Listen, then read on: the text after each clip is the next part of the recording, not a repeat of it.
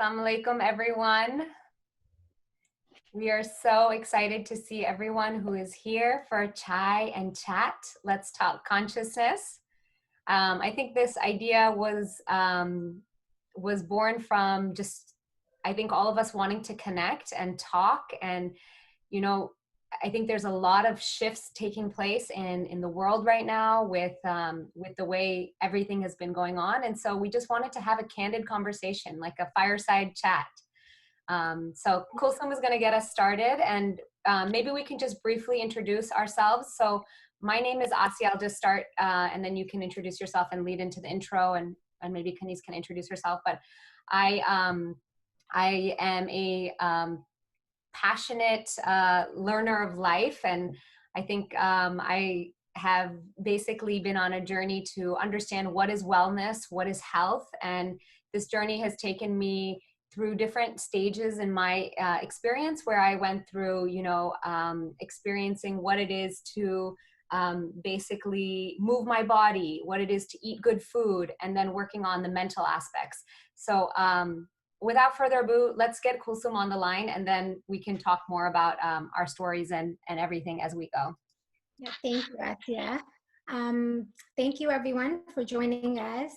We're excited, a little out of our comfort zones, couple of us, but we're mostly excited that you're here. And like Asiya said, we initially, when we started this conversation, and we had thought of doing a series of meditations for the night of Qadr, because they're the nights of power, and we thought it would be nice to lead a couple of, or 3 meditations, one for each of the nights. But as we started talking, we realized that there was a lot of people reaching out to us because, there is a lot of awareness right now around consciousness and around meditation, and a lot of phrases that are out there right now, like step into your power, or, get into the flow, and things like self-care and self-worth. But I was finding there was a lot of people reaching out where they were meditating, they were doing yoga, but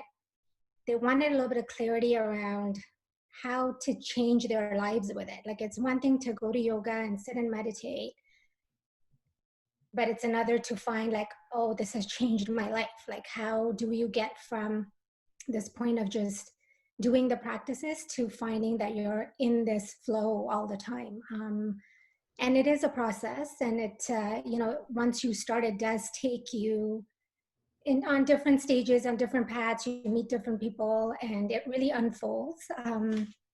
So yeah, our intention today is to kind of give you some clarity through our experiences, what we've been through, share some stories, because that way it makes it a little bit more tangible for people. So that's our intention today. We hope that we can shed some light on it and show you how it's completely transformed our lives. And, for me, if you had told me a couple of years ago that I'd be sitting here talking about energy and consciousness, I would have laughed and I would have rolled my eyes, because it was just so out of my vocabulary. It wasn't something I understood. But once I understood the science behind it, and once I understood that everything that happens to me, the people that I meet, the conversations that I'm having, the things that are happening in my life are a direct result of my vibration and what I am putting out there in my energy field, that completely changed my outlook on life. And completely, that's where my big aha moment and transformation and awakening happened, because now, like, all the blame was gone from anyone else, and all the power, like people talk about this power is within you, and step into your power, but I didn't know what that meant. Like, there were kind of phrases that sounded nice, but I didn't know what it really meant until this kind of light bulb went off. And for me, I'm more left brain, so when I understood the science behind it, that was my kind of moment where I said, oh, like, there is a process that you can follow, and this is how it works. So for me, that was my big moment. And if that triggers you, by the way, because it really did trigger me when I first heard that I was attracting everything that was happening to me, including my health, all those things. If that triggers you when you hear that, it is very, very, very likely that there is some stuff going on in your subconscious that needs clearing up, and some energies that are stuck that need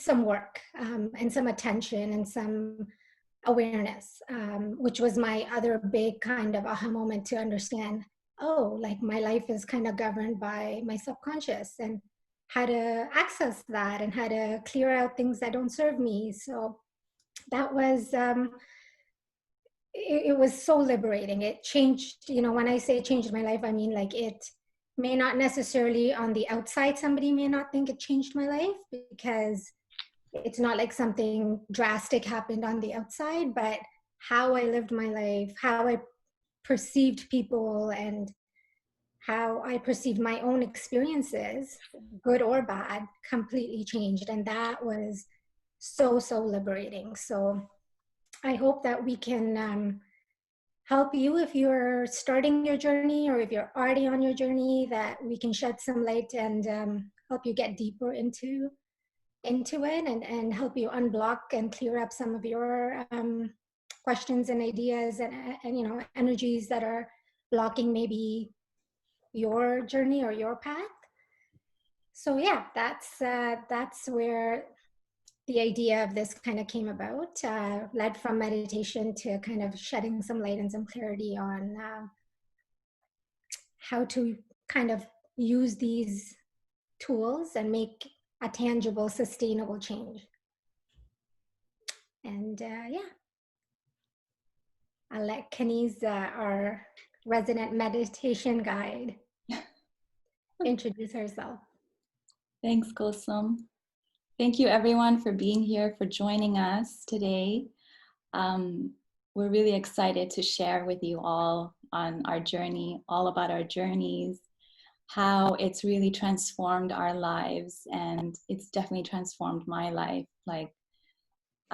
Just first of all, I'm Kaniz, and for those of you who don't know me, I live here in Toronto, and I started on this journey, of really getting to know myself a couple of years ago. And I started working with a coach, and the coach, my coach, who's a really good friend, helped me to see that there's more to me than all that. I associated myself so much to my external environment and my past, and that's all I thought there was to life, that there was to me.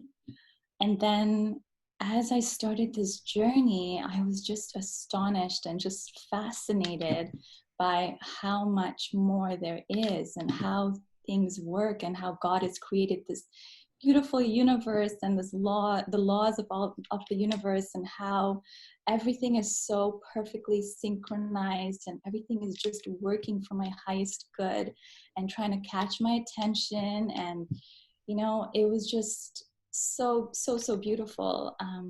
So I began on the journey. I started to get very familiar with my thoughts, with my emotions, and it wasn't easy at first to even identify how I was feeling. It was just like, oh, but because I was so focused on how everyone else was feeling, or what everybody else thought of me, or what everyone else was saying. Like my focus was so outward that I didn't even know what was really going on within me. So once I was done my coaching journey, which was about 3 to 4 months long, I was just, I was really interested in going further. So I started reading a lot of books. I came across Hay House, and they have really great spiritual teachers on there. And one of my favorites is Dr. Joe Dispenza. And he was just like his journey, and and when you read about him, you'll see that he's just gone through such an amazing journey, where he's actually he healed himself. He had like a spinal cord injury, and he was, told by all these surgeons that he was going to be paralyzed. And something within him told him that, no, there's, the power that created you is the same power that's going to heal you. So he started on this whole healing, and he used meditation to heal himself. And he was completely healed without any surgery, without no medications, no other care. He just used the power of his mind, and he was healed. So even more interested, right? I'm like, wow, we have this power to heal ourselves. And Imam Ali, his quote on how the universe, how your illness, Your sickness is from you, but you do not perceive of it. The remedy is within you, but you do not sense it. You presume you are a small entity, but enfolded within you is the entire universe. The entire universe. It's just, I was so mesmerized, and that always stood out to me. But I never really went deep into it. And then when I saw, like, I heard stories of people healing, and I was like, wow, this is just phenomenal. Like, we truly have an entire universe within us. And so I read his books, I read other books as well, and I started to learn more about my subconscious mind and what is that all about, and my childhood. And even though I didn't have a traumatic childhood really, but it was just like little things that affected me as a child, and how I absorbed a lot of fear, and I absorbed some pain from my environment, and how that affected me as an adult. And the things that I did as an adult came from that space of fear, that space of like lack and survival. So it was just really beautiful, because as I was learning, I was using it to learn about myself. And then I also went into energy healing, and I learned that, I did a course on Reiki healing. So, I truly believe that we're all healers. Like, we don't need to go through a course to really become one, but we all are healers within, because we're all energy beings, like 99.99% energy. And we have this field of ambient energy around us. And that's like our Wi-Fi signal with God. And, the more we open our hearts, and the more we feel like elevated emotions of love and joy within us, and the more we connect with God, and we become a magnet almost to everything that we want. Like, we attract what we really want to manifest in our lives. So I went through the whole I became a Reiki healer, and that was just a way to turn on the tap, to make me conscious, and to make me realize that we all have these healing abilities within us, And so now, like when I send love to someone, or I want to send someone healing if they're not well, then I just like picture them in my mind, and I like send this band of light to them, like a shimmering light, or just any way that I visualize it, and it just kind of feels so good. And it's just so beautiful that we're all so connected. And that's one of the things that I really realized, is that all of us are so connected. Like, for me, just as Kulsoom mentioned, nothing really changed drastically on the outside, but her life transformed. That's the exact thing I went through. Like, I just became a much happier person. Like, I stopped blaming everybody for all the things that weren't going well in my life. I stopped playing victim, and I started taking that ownership of my life. I started to want to create a better life, to I had that trust and confidence. I developed it within me that I'm able to live a better life. Like, it's really, I'm the co-author of my life with God, like, and that was just such a beautiful, empowering feeling. And even like, feeling love and joy, like, it doesn't have to come from outside anymore. Like, I don't have to do something super exciting, or like make huge travel plans to feel joy or to feel love. Like, just staying present with myself, and just kind of using meditation as a really great tool to cultivate those emotions within me. I'm able to feel that way. So meditation has definitely changed my life. I started meditating about 10 months ago, and I did it consistently.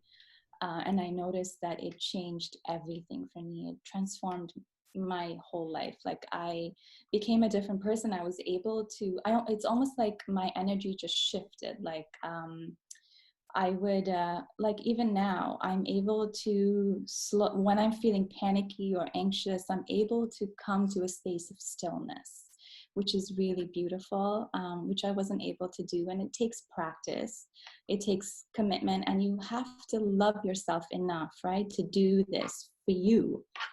Because I really believe, I truly believe that your energy is a gift to the world. Like, you are doing a huge service by taking care of your energy, because we're all connected, and if my energy is high, it's like a ripple effect. I'm going to help the collective consciousness. I love when you say that. You know, my yoga teacher actually, her the way she explained to me about my energy and working on it, there's this phrase she uses, and she said, you know, today's activism is working on your energy. Because I know for a lot of us, we think we need to go out there and we need to protest and do this and do that. And like, we realistically, I mean, I have 3 kids and I'm a homemaker, and I can't do that stuff. I can't go, you know, across the world and make a difference, but I want to. And you know, she kind of really taught me that working on my energy is my activism. There is something you can do. You know how everyone says, you know, I feel helpless. I feel like I can't do anything, but you can, just by working on your energy, just changing your field, and one person changing their energy field and raising their vibration. I've seen it in my home, you know, as my vibration increases, everyone's vibration in the house increases. Everyone's vibration in my extended family. Like, I've seen, my mom, who would never talk about such, I don't even think she would understand if I said energy to her. And, the other day she called me and she was listening to a lecture, and she said, they were talking about this energy, and you have to be positive. And I don't even know like where it came from. I was just shocked. And she has high blood pressure, and she said to me, I just wake up in the morning and I tell myself my blood pressure is going to be fine. And I just Wow. was shocked. I was laughing. Amazing. Because I was afraid to say anything to her, thinking she won't get it. But just sending her that love and energy, and hoping that she would find her own way to it. It was so amazing. And that's when Kaniz says, like, we are all connected, and you think it's not making a difference, but when you start on this work, and it's a feedback system, right? And you see, like, when my mom telling me that, or my children saying things, sometimes it'll blow me away when I'll hear them talking to their friends and using the language that I'm using. I realize, oh, you know what, that's all, like, just me working on my energy. It is affecting the people around me, and you see it, you'll notice it. Don't get stuck, don't get hung up on it. If you find there's somebody who's just not getting it, or not understanding it, or rolling their eyes, it's okay. Like, they're allowed their perspective. They'll come to it when they're ready. They have their own experiences that they've gone through. So, I wouldn't have understood it until I experienced it. But it's true. It does affect it, putting out that intention and sending somebody love and light. I know it's like this love and light, right? That we say, and we don't know what it means sometimes, but just sending them good thoughts and thinking good thoughts about them really does change something up, right? I think Asiya, you were about to say something. Yeah, so like, when you talk about energy and all of this stuff, like, I can give a practical example, because sometimes it's easy to talk about things in the hypothetical, but like yesterday, for example, I go on a daily walk and I'm walking outside and I see this guy like spraying pesticides all over the marshland. And, meanwhile, there's masks on the ground, there's plastic gloves. I mean, literally, it's just, the whole place is polluted. And every day I used to go out there and I used to try to pick up the trash. And then I was like realizing that, no, it's like it's a bigger city-wide issue. And then so when I went out there yesterday, I saw this guy spraying, you know, pesticides all over the marshland, and inside me I felt so much anger and rage, and like I could feel all of this emotion like bubbling inside me. And then I just like took a deep breath, and I was like, if I scream at this man right now and be like, what the heck are you doing? Are you even awake? Like, how can you be doing this job? I was like, that's not going to help anything. And so like this idea of just like taking a deep breath, like, you know, like letting the breath go into your belly, like, and just like letting yourself calm down, because when our breath is really shallow, we're in that like fight and flight, we're in that stress. So even just that act of like, and like just breathing is such a tool, you know. So I breathed, and then I said, okay, like what can I do? And then instead of looking at him, I just turned the gaze inward, and I'm like, you know, I'm not perfect, and I know that. And so I was like, what are things that I can do that are actionable, that I can raise my vibration with, right? So maybe it's not consuming fast fashion, or thinking more consciously about the electronics. Do I really need the latest electronics? Or, you know, thinking about the ways that we are able to do something in our own power and like, you know, change ourselves. So much of what you talked about, like about Joe Dispenza and healing, is like, you know, obviously it resonates. I had eczema all over my body, and I was trying like everything to heal. So I also had it all over my neck and on my face and everywhere. And it's kind of similar to, if you think of like a radio frequency, like I was plugged into the frequency of anger. I was plugged into the frequency of fear, like exactly what I felt yesterday, like all of those emotions, because they are within me. Like I am a garden, and I have all of those emotions. I have fear, I have anger, I have frustration, I have rage, but I also have love and compassion and grace and kindness and patience. And so whatever I choose to water is I'm getting a chai delivery, since this is a chai and chat. So I just got a delivery from my husband. Thank you, Shabar. That's really sweet of you. But basically I can choose what emotions I want to water. And what I realized is I was plugged into anger, fear, you know, resentment, just all of these negative vibrations that was the root cause of the eczema.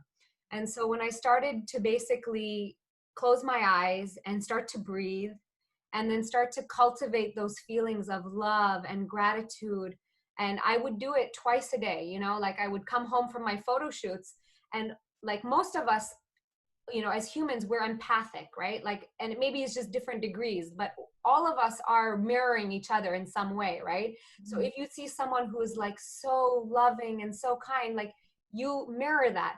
And if you see someone who is angry and rageful, you might also mirror that.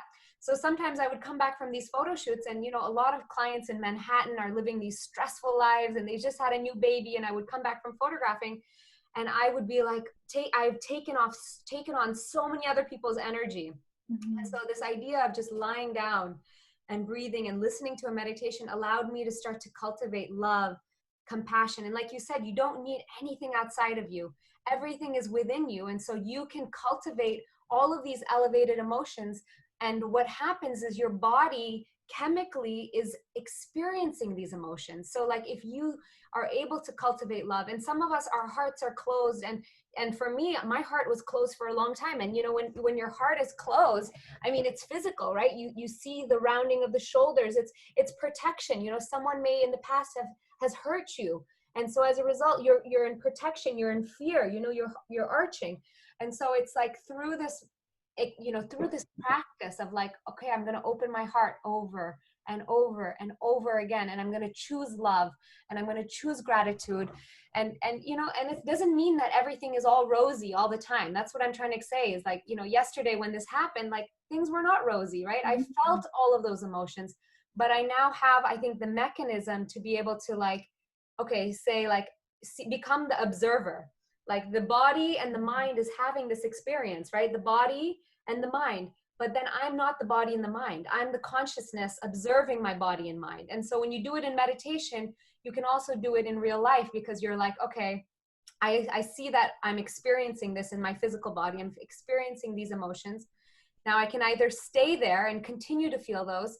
And Joe Dispenza talks a lot about like shortening the refractory period. Like, how long are you going to stay in that bad mood? Mm-hmm. And how long are you going to blame everyone outside of you for what you feel? So like, you know, it doesn't mean that I don't get yelled at, that I don't get bad feedback, that I don't have problems, because I do. I have all of those things.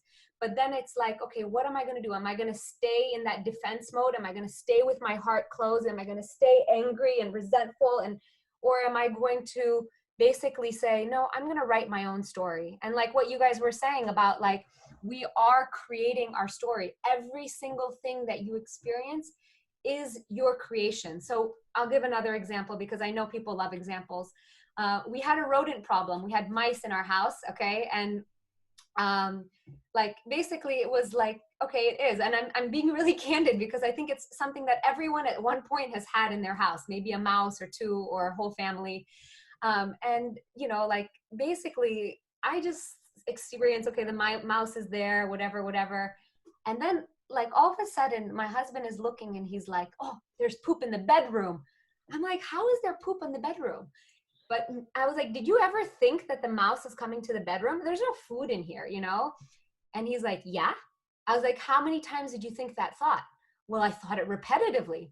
So that repetitive thought with an elevated emotion creates a reality. So anything that you want in your life, right, you are creating through a thought and an elevated emotion. So for example, if I want the mouse to come into the bedroom, I keep thinking, mouse, please don't come into the bedroom. Mouse, please don't come into the bedroom. And then feel really scared and angry. And so the mouse will come in the bedroom, right? Because you're literally telling it to. I know Shabar's on the call. He probably doesn't appreciate me sharing the story, but I'm sharing it because it's something really relatable and it's something that we've all done. You know, I've also done it before where I was like, I really don't want to get into a car accident because if I get in a car accident today, I forgot my car phone charger and my phone is going to die. And literally I thought this thing with so much fear and it happened exactly like that. I'm on the George Washington Bridge coming home from a photo shoot, rear-ended. I look at my phone, 1% battery, it dies, and I'm in the middle of George Washington Bridge with no phone and accident, exactly as I envisioned it. But it can also happen for the positive. So what is it that you are trying to draw into your life? What are the things that you want to create, right? And so if you do this over and over again with elevated emotions, you can draw in that thing, you know?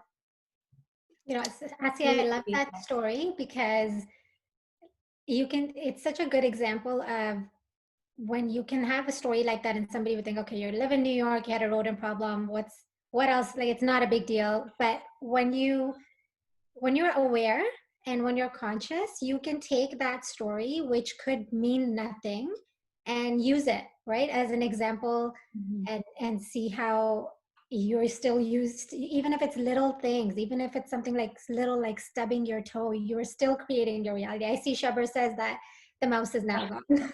That is good to know. That's why Asiya's very and I have to say, you know, the mouse left after our full moon ritual. So there was the full moon, and during the full moon, you know, you draw intentions in and you release things that you don't want to release. And I kept telling Shabar, I was like, until you learn the lesson, the mouse will not leave. Like, he's like, we're gonna go move apartments tomorrow. I'm like, we can run away, but we'll go to the new circumstance and the lesson will present itself in a different way, right? So life is presenting us lessons that help us ascend, that help us grow, that help us change. And if we don't learn the lesson, it will just come in a different guise, right? So Absolutely. In the full moon ritual, he wrote down, like, you know, I'm gonna let go of this emotion that's tying me to the mouse. And the next morning, the mouse has been caught. And we had 20 traps. I mean, we had the whole thing, and they were not caught for a very long time. But as soon as he wrote that intention that I'm letting go of this frequency, it was like he learned the lesson. And then he calls me on the way to work. He's like, babe, do you think it got caught because I learned the lesson? I was like, exactly. And it's just magic, right? Like, so it's like, we really, like, everything that we're experiencing is helping us elevate, is helping us ascend. And it's like, everything is for our learning, for our gifts, for, you know, if you start seeing things like that, even difficult experiences, like, you know, like really challenging when someone is screaming, or, you know, like I've had experiences where literally someone is screaming at me and then I'm like, oh wait, but they're a mirror of me.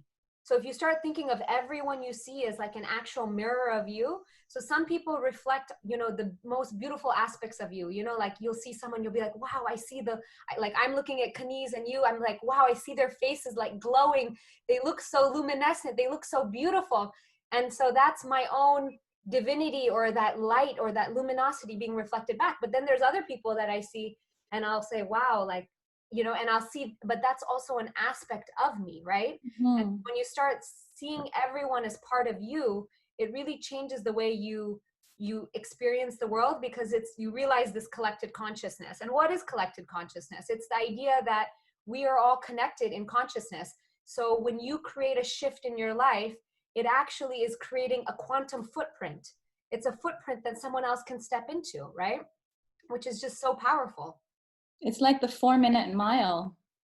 Exactly. Have you guys heard of the 4-minute mile? It was in 1954, I believe. Roger Banners, he broke the 4-minute mile record, and he finished the race in about 3 minutes and 59 seconds. And everyone always said that that's not possible. It's not good for your body. It's dangerous. Doctors said you shouldn't be doing this. And when he broke the record, many more people, I think there were 1,400 people in the 65 years later that were able to break this over and over again, because, you know, it's like we kind of, you know, you surpass that limitation, right? And you like break through a layer of consciousness that, you know, you thought at once that it would never be possible, but really it's only impossible until we believe it to be truly possible, right?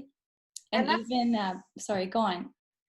And I was just going to mention that, back to the mouse story, I was just going to say that life is always trying to teach us. It's not just happening to us. I used to always live in that, in that perception that life is just happening. Days are coming and days are going, and things are happening in my life. And I never really thought much about it, but life is actually always responding to us, right? It's always teaching us something. And that's why it really helps to start to really get to know yourself, to understand your thoughts and your emotions, because that really helps you to understand why certain things are the way they are on the outside of, because whatever you see in your external reality is actually a reflection, just as Asiya was saying, it's a reflection of your inner reality. So I thought, you know, that's really beautiful, a really good example there. I think we have a question here that how do you work on stopping and preventing reacting to people's anger and emotions? I think for me, a big lesson has been what, you know, when you start doing this work, your perception goes from just you to like this, your perception grows and you realize you stop taking things personally, because you realize that that person is coming to you with their experiences, and they're allowed to have their anger and their experiences just like I'm allowed to have mine. Giving somebody room and space to act out whatever is in their vibration will set you free, and not taking it personally, because remember, just like somebody else else's reaction is mirroring something to me about myself, everyone else is going through the same thing. They're also mirroring to you what's going on for them. So I think for not taking things personally, understanding that everyone's coming from their own experiences is a big one, and letting them off the hook for having their own reactions. So one of the things I would say is, like, as an empath, which means that you basically feel energy from other people, and I think we all do this. I think when you do have, for example, someone who, for example, is screaming at you, which, you know, happens, like I've experienced this, you know, with close people, and it's difficult to be on the receiving end of someone yelling at you. So one of the tips that I would have, just a practical tip, is, you know, this idea of having a bubble around yourself, and think of this bubble as a shield, right? And so whenever someone is in that way, like, you know, like projecting onto you or doing this thing, you can just imagine that this shield protects you. And I find that this is a really helpful exercise. So is it like, is this anger, is this frustration, is it mine or is it theirs? So you can take that and you can say, I'm giving it back to you. Like, you don't have to take it, right? So you can realize, like you're saying, like that person is doing it. And when you said like, how would you work on stopping or preventing reacting to people's anger? So like, the thing is, like, if you realize that it's not your anger and it is theirs, that helps a lot, because it creates that like distinction of like, this is not my anger. And then, you know, you can do the breathing, and you can also come out of the situation, because when emotions are elevated and when all of this is happening, we oftentimes mirror, right? So like, if someone is in anger, it's easy to respond in anger. You know, so what you can do is you can realize, okay, like they're in anger right now. It's best if we don't continue this right now. Like, let's separate the conversation. Let's come down. But like it is, the only thing you can do is you can change yourself. And the thing is, when you change yourself, like the vibration of everyone around you changes, because everyone is mirroring you, right? So like, when you become more loving or more compassionate, and like, even if someone is rude or something like that and really speaks like frustrated, really empathetically listen from the bottom of your heart. And like, when you actually listen to someone from a place of like openness and love, and you receive, like even today I got some feedback from you know, a relationship that I'm in, you know, with someone. They gave me feedback and they're like, you know, you do this and it creates, you know, an effect. And I was like, yeah, actually. And I took the feedback and I was like, yeah, I want to improve. So this is good feedback. You know what I mean? So sometimes listen to, and listen with your heart open, and you might actually gain something. And a lot of times the person may be saying something for your own benefit, but if you have all these barriers up, like sometimes you need to have the shield, because it's like someone else is crazy and you just need to have a protection. It's a boundary, right? It's boundary work. Sometimes. And other times it's like, yeah, like, who is this person? Why are they telling me? And is there a lesson in this that I can learn? Like, are they just communicating something that's actually going to help me, you know, become better? And I think it's really important that we always come from a space of compassion. I think the more compassion we have for ourselves, it makes it a lot easier to have compassion for others. Because, you know, before then, we always, you know, like when you're living kind of in an unconscious state where I mean, it happened to me where I always thought everything was about me. If someone said something, I always felt like it was so personal. It was always directed to me, right? So also just becoming more conscious that, again, like not everything that is said or done is about you. Like, you're not the center, you're not the pivot, right? So again, also coming from a space of compassion and drawing those boundaries from a space of compassion is really, really important. But again, Kulsoom, I don't know if you want to touch on boundaries a little bit, but I think it is important to draw those boundaries. Yeah, I do. I think boundary work is important. I'm just going to answer another question that's about, somebody said, what if someone's constantly being negative to you? So now remember how we were talking about whatever's showing up in your outer reality has something to do with what's going on inside. So if patterns are a really good indicator that there's something if something keeps coming up, that's a really, really good sign you're getting, that it's calling your attention, that there is something going on in your vibration that is attracting this person, constantly saying something to you, constantly triggering you. So pay attention there. That is your little bit of like learning. I'll give you an example. For me, I found that anytime somebody asked me, what do you do? What do you do for a living? I would get really triggered. Like, I wouldn't get angry, but I would just notice my mood shifting a little bit. And I realized, you know, it's a very innocent comment. Like, we ask each other something like that all the time. But I realized for me, when I kind of sat down with myself and I said, why does that question bother me so much? It's such an innocent question. I realized for me, it was because I had inside me, in my subconscious belief something going on about being a stay-at-home mom. I didn't value it. So when, you know, somebody asked me what I did and I said I'm a stay-at-home mom, because I didn't value it, and because that's what was going on inside my own vibration and in my subconscious mind, probably because of what I saw growing up. And, you know, when I was younger and seeing my mom, I didn't have value for it. So when somebody asked me that question, and it would keep coming up because it was in my vibration, obviously it would keep coming up and different people would ask me and I'd notice it. But when I got into this, you know, awareness that it's me, I don't value it. That's why it's something that triggers me, bro. So when I sat down with it, and, you know, I sat down with my coach and she gave me an affirmation that said, you don't value it because you don't think it's significant. Your what you are doing is not significant enough in your mind.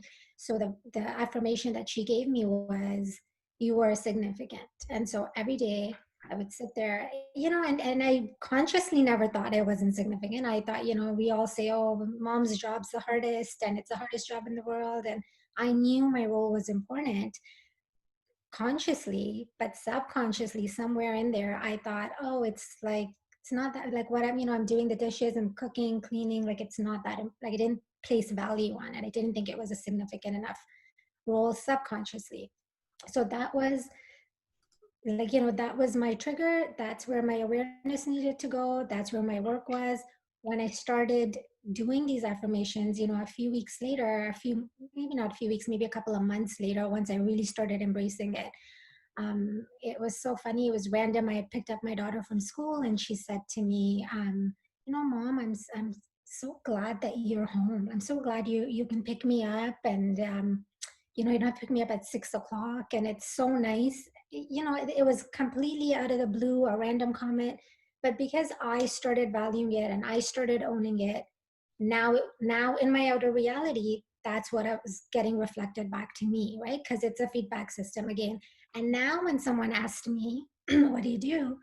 Excuse me, it didn't bother me. And that's how you know that you've grown, right? Because that same situation now doesn't trigger you anymore. So when you're saying, what if someone's constantly being negative towards me? Find out what it is that they're saying that's really bothering you. And then because there's something going on in your subconscious that is getting triggered. And of course, at some point, like Kaniz said, boundary work is important. If you feel like you're not there yet and you are trying to work on your subconscious beliefs and all of that, but you're still working on it and you need space, boundary work is important. Like you need to keep your distance. Sometimes I know you can't keep distance from certain people, and if it's your child, for instance, or somebody you're living with, that's tough. But even then, even within that, like for instance, right now, this pandemic, everyone's at home or in each other's space. But even within that, you can find a little bit of space and time for yourself, so that you can get in that state where you can observe yourself, you can figure out what's going on. It is a good time right now, especially to take that little bit of time and go inwards.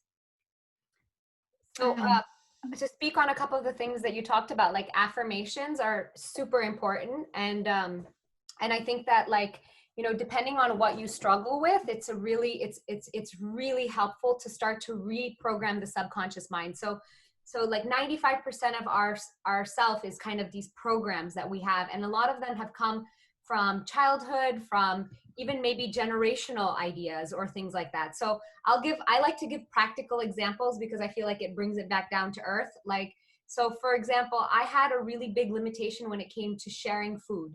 So anytime anyone would want to like have some of the food that was on my plate, I would be like scared to give it to them.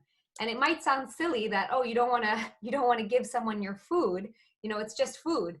But it was a block. And you know, when it came to donating money to charity, I was able to give money, alhamdulillah. Like, so it was just with food, you know, or with my car, like giving someone my car. Like I was very scared. So these were survival scarcity blocks, like where I really feel like if I give that person my food, I will not survive. Or if I give that person my car, I will not be able to go to my job, and then I won't be able to make an income, and then I won't, you know, so it was like this kind of thing. And so to reset this program, I started to create the affirmation, I am abundant. And so every time I would go into like looking at my food, I would be like, wow, I'm so abundant. like, thank you so much. And using that like affirmation with gratitude. And I'm still working on other things. Like, I think self-love is a big one for me. Like, I oftentimes look at myself and I think of all the negative things and how, like, you know, I have gray hairs or whatever it is, like something silly, like wrinkles, or you don't look beautiful, or whatever the negative self-talk is. And then instead I just try to say, like, I love you. Like, I love every cell of my body. I love you unconditionally. And just even like looking at myself in the mirror and just saying, I love you. And maybe even try to imagine the child me staring back, like, you know, the Asiya who was 7 years old with so much brightness in her eyes, like, I love you. You're amazing. Like, so tell that, you know, when you start to tell that to yourself, that's really good. And the other thing that I was going to say is journaling, and I'll let Kaniz speak on the meditation question, but just journaling is really an amazing way to start the day. Every morning I journal. I try to every morning. Some days I forget, but most mornings I journal. And in the journal, I write, what is the greatest ideal of myself I can be today? What thoughts will I fire and wire? What actions will I make? And how will I feel?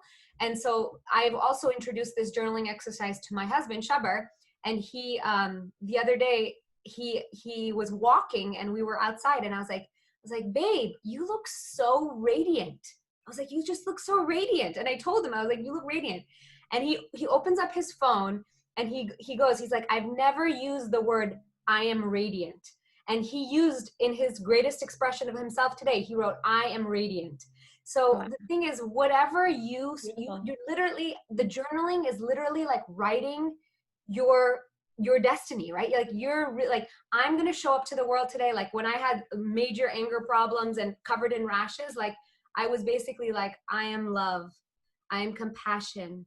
I'm kind. It's like, I'm writing. And then what thought I'm going to be conscious of? Angry thoughts. And, you know, angry thoughts would come, but I would just be like, okay, so I'm going to set, like if something was not put away properly, I would be like, oh, and I would start thinking of every wrong thing that, you know, that person has ever done. And instead I would be like, no, I send that person love, you know? So it's like taking that And there's trigger. so much research, right, about writing. Like, there's the connection between writing and your brain. There is even more than saying it out loud, of course, because you're putting out the sound vibrations, but getting it out on paper really moves that energy. I was really reluctant for a long time. I'm not somebody that liked to journal. But huge shifts since I've started. There is something that changes. I don't know what it is with your mind and hand-eye coordination, but it gets the energy moving big time. So if you have affirmations, writing them out and saying them out loud, it will change. It will make such big shifts over time. You won't even realize it, because it happens over time. So it doesn't happen immediately. And you look back and you're like, oh my goodness, like Asiya said with Shabar, you're just kind of astounded. Things start showing up and you're like, wow, like, I can't believe that just happened. Yeah, and you know, like, I always feel like I do a lot of journaling, and I don't just use it for affirmations, but initially I started journaling just to kind of get familiar with my thoughts, you know, what was going on, what was that story constantly being repeated in my mind throughout the day, because we have like 60,000 thoughts in a day, and I knew that I was feeling low. I was not feeling, you know, so much love in my heart. My heart felt closed. So definitely there was something going on. I was feeling miserable.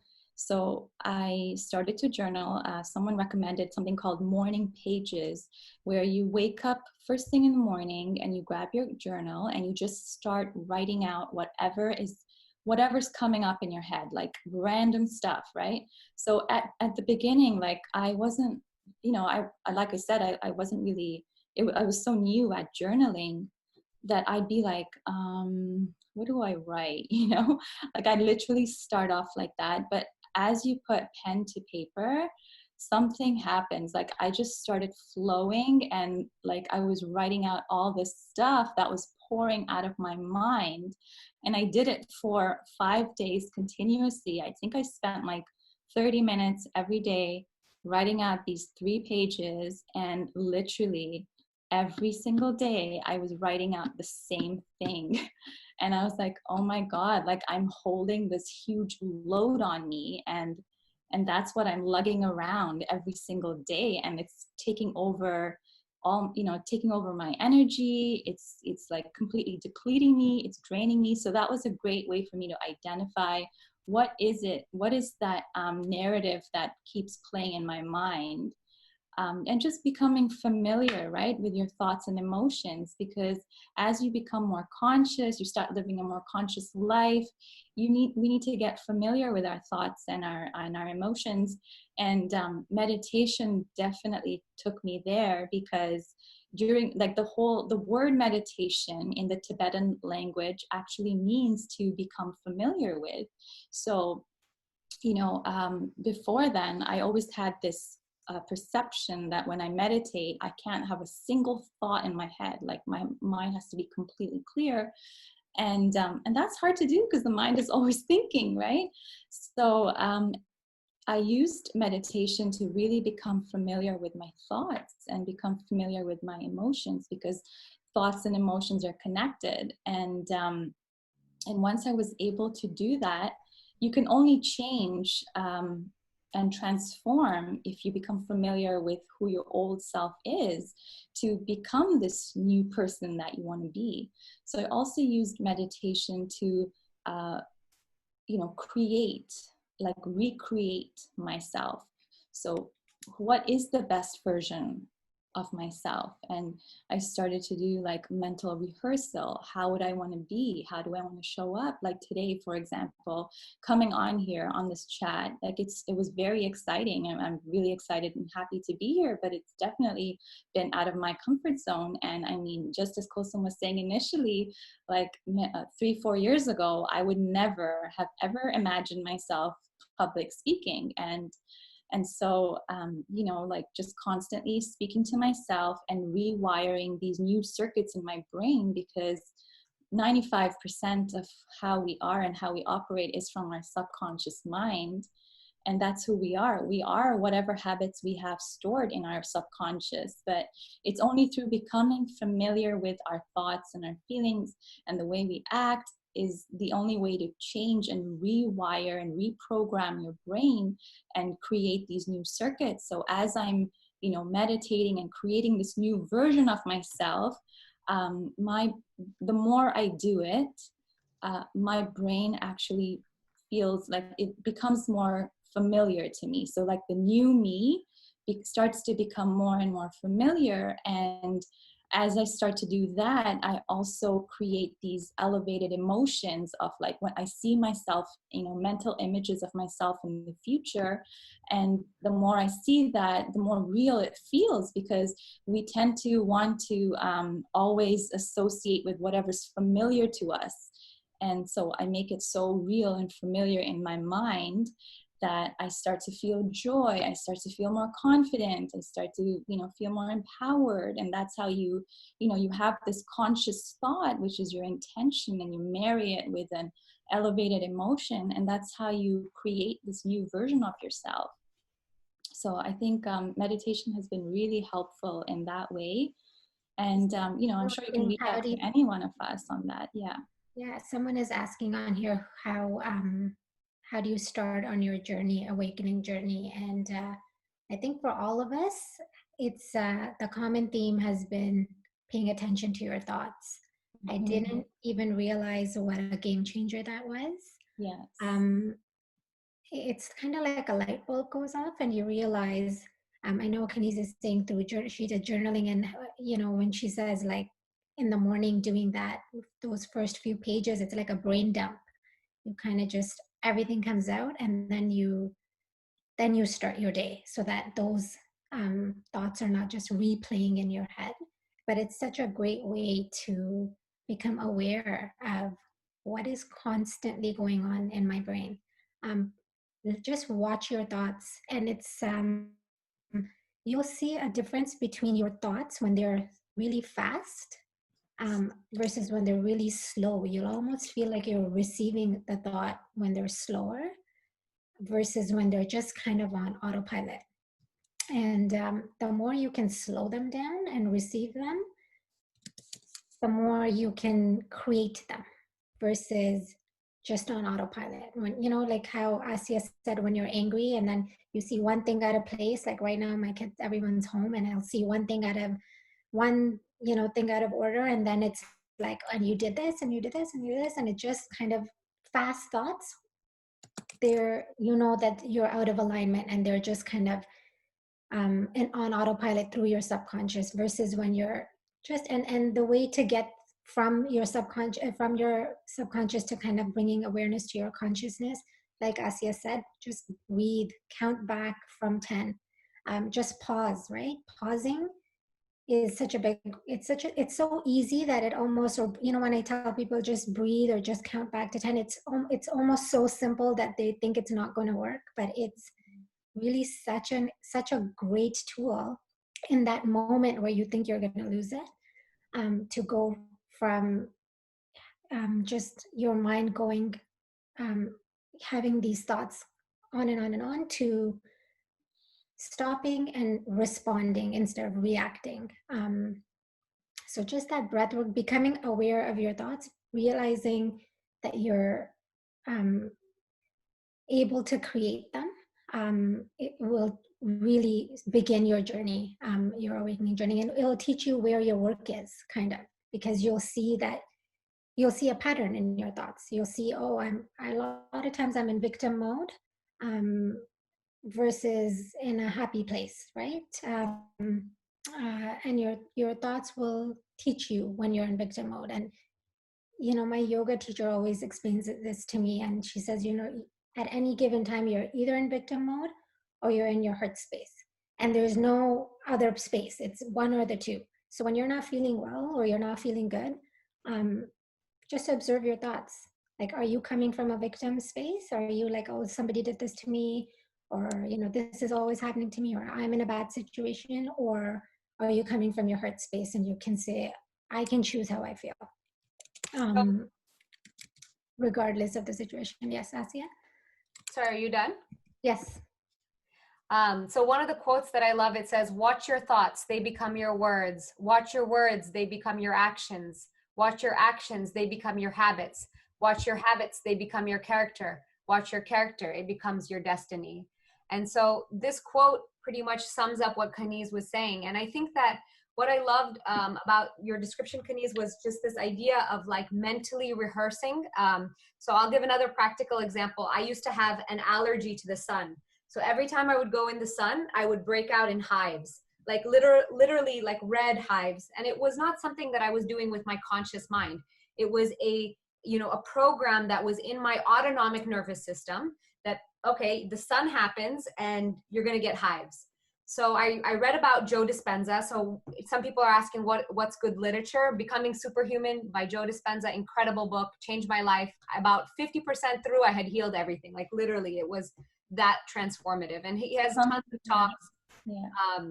But anyway, so basically when I had this sun allergy all the time, I basically mentally rehearsed in the space of meditation. I would get really quiet in my brain and breathe. And then I would mentally rehearse myself going into the sun. And I was mentally rehearsing a different outcome. So you can imagine this as like a thick forest. Imagine walking through a forest, and imagine that there is a path that's been walked on over and over and over again by people. So when you are creating a pattern in yourself, so every time I would go in the sun, I would walk on this path, and then I would end up with hives. So you have to actually create a new neural pathway. You have to create a new program. So when you do it, and you do it over and over and over again, it's like almost like synapses are coming together. And the more you do it, the more you fire, the more it wires. So you can actually recreate the autonomic nervous system's response to something that's happening. And I experienced this with my body, right? Like I went from, never being able to go into the sun to fully going in the sun, and now always having tan skin, because I healed it. And it wasn't like it took months and months and months and endless thing. No, like you change your energy. It's like plugging into a different frequency. So it doesn't necessarily need to take a long time, right? That's the thing, is it's like once you learn how to change the energetic field, the frequency that you're plugging into, it happens one other thing I wanted to mention about something Kaniz had said was, she was talking about like this idea of like thinking in elevated emotion and pre-visualizing and all of this stuff. If you think about all of the leaders, all of the great leaders out there, Martin Luther King, I have a dream that one day this nation will not, whatever he says, right? I'm not quoting properly, but they had a dream. And so whatever you want to create, I want to say this as a word of empowerment, you can. And you can do it through your thoughts, and doesn't matter. Like when you start dreaming big, I'm going to tell you that people are going to start to pull you down, because that's a natural thing, is their mindset is more limited. But that doesn't mean that you need to come down. So you have to keep connecting to that space within you and find the power within you, especially as you start to dream bigger and do things that are like, don't let the naysayers pull you down, because you are limitless. You are powerful and you're here for a reason. And I think that's like, a lot of times like we can feel timid or small, but I think it's getting late. So I think we should probably wrap it up. So my last words are just that you're very powerful, and know that whatever you dream, watch your thoughts, and they can become your reality. And if you're starting meditation, Kaniz put an awesome link up there. I have iTunes Meditations by Asiya. You can find me on there, or if you type Meditations by Asiya, you'll find me. Or find anything on YouTube. There's such an incredible library. So if what we've posted doesn't resonate, find one that resonates, type it into YouTube. You will be guided. So if you put the intention out there that you want to start, even if you only have a 5-minute meditation, just do that. If it resonates, do it over and over and over again, That's my closing words. I love you all so much. And thank you for sharing this time.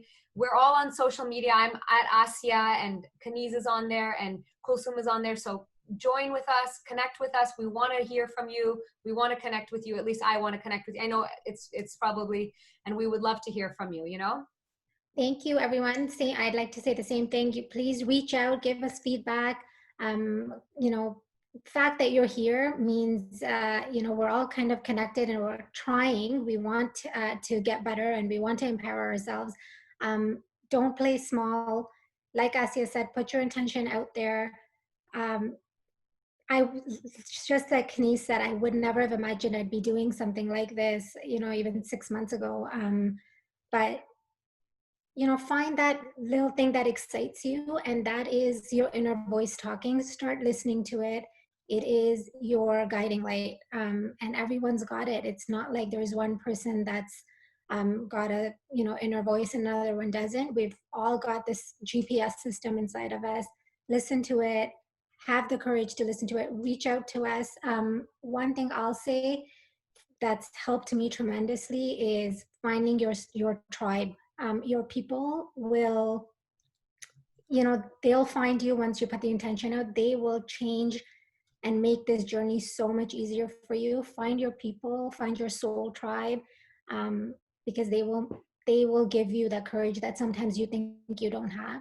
I know there's a lot of people that talk about self-love and things like that, but sometimes having these people around you, they teach you self-love even. And sometimes we need that. Like sometimes we don't know how to love ourselves in certain moments, especially in difficult moments. And having that group and that tribe around you is transforming. There's having that helps you to find your path. It makes it a little bit easier to run your ideas by when you're confused, when you're on this journey. So reach out to us. Kaniz and I both do coaching on this. Asiya's got amazing stuff on YouTube and on Instagram about moving your energy. So thanks again. That's all from me. I'll hand it over to Kaniz. I also wanted to say thank you for joining us, and the fact that you're here and you're interested and you have a calling to be here, like you were drawn to this, and you have this desire. Your soul has a desire to wake up and to live a more conscious life. And what Asiya was saying, that we're unlimited beings. Like Imam Ali has said, that we have the entire universe within us. I also found through my journey that the more conscious I became of myself, I got to know who I am. I got to know that, we're these energetic beings. I really got to know God as well, and I feel like I live more consciously with, with his presence.